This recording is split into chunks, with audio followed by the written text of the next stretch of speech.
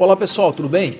Eu sou o Thiago Andreotti e hoje quero conversar com vocês sobre a alteração legislativa que aconteceu relacionada à taxa de juros quando não há previsão contratual. Esse é um assunto bastante debatido já há muito tempo e com posicionamentos diversos do STJ.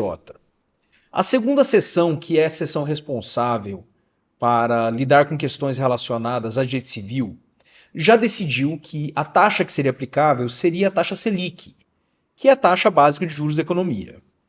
Porém, existe um problema com a aplicação da taxa Selic para a remuneração de juros de mora, que são juros que ocorrem quando uma das partes não realiza o seu cumprimento obrigacional, ou seja, ela não realiza o pagamento que ela deveria realizar.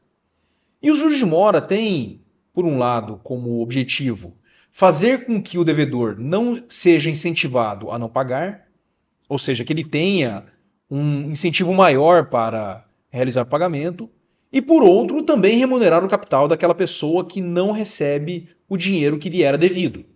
Ou seja, se eu tenho direito a receber e eu não estou conseguindo utilizar esse dinheiro, eu teria direito a uma remuneração sobre esse valor. Então, os juros moratórios, eles acabam sendo utilizados para essas duas funções. Ocorre que, ao se aplicar a taxa Selic, de acordo com a decisão do STJ, não haveria possibilidade de aplicação concomitante da atualização monetária. Então, a taxa Selic ela serviria tanto como taxa de juros, como taxa de atualização monetária. Ocorre que, em algumas situações de mercado, a taxa Selic acaba sendo estabelecida abaixo do índice de inflação.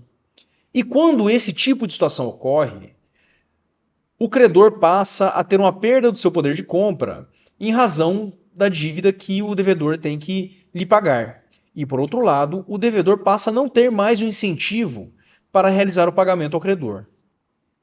Então, esse é um problema bastante sério quando pensamos na estrutura do descumprimento de contratos e das relações econômicas existentes, porque o ideal é que os devedores tenham incentivos para realizar os pagamentos daquilo que eles devem e os credores recebam aquilo que eles têm direito, ou ao menos sejam remunerados por não estarem conseguindo utilizar aquilo que lhes é devido. Então, com base nessa celeuma, que estava sendo discutida no STJ em sua corte especial, veio a Lei 14.905, publicada hoje, para dar uma resposta a esse problema. A Lei 14.905 modificou alguns artigos do Código Civil, mas os mais relevantes para essa nossa discussão são os artigos 389 e 406. No artigo 389, a nova lei inseriu o parágrafo único, que estabeleceu como índice de correção monetária o IPCA para os casos onde não há previsão contratual ou previsão legal específica. Já o artigo 406 teve inserção de 3 parágrafos, e para as nossas discussões, os relevantes são o parágrafo 1º e o parágrafo 3º. O parágrafo 1º estabelece que a taxa de juros legal, essa taxa de juros que estava sendo discutida no STJ, passa a ser a taxa Selic menos o índice de correção monetária. Portanto, estabelecemos que a taxa de juros moratória nada mais é do que a Selic que estava estabelecida menos o índice de correção. Porém, isso não resolve o nosso problema quando a Selic está abaixo do índice de correção monetária, porque ainda assim haveria a mesma questão, a mesma situação, onde o devedor teria um incentivo para continuar devendo. E o parágrafo 3º resolve esse problema ao menos em partes, que o parágrafo 3º diz que se a Selic menos o índice de correção monetária for negativo, o que vai acontecer é que essa taxa de juros fica estabelecida como sendo zero. Ou seja, o credor ao menos terá para ele a correção monetária.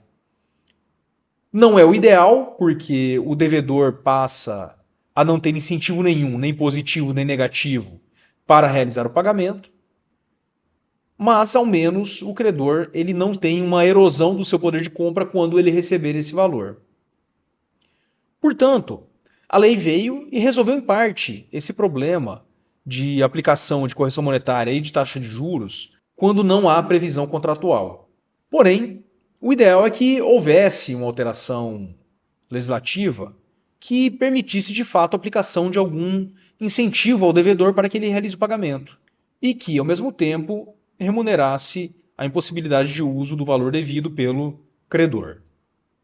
Então, o ideal, para quem estiver trabalhando com contratos, é que vocês mantenham uma previsão expressa tanto sobre a taxa de juros como sobre o índice de correção monetária, para que não se caia dentro dessa situação onde não há um incentivo hábil para fazer com que o devedor realize os pagamentos que ele deve para o seu credor.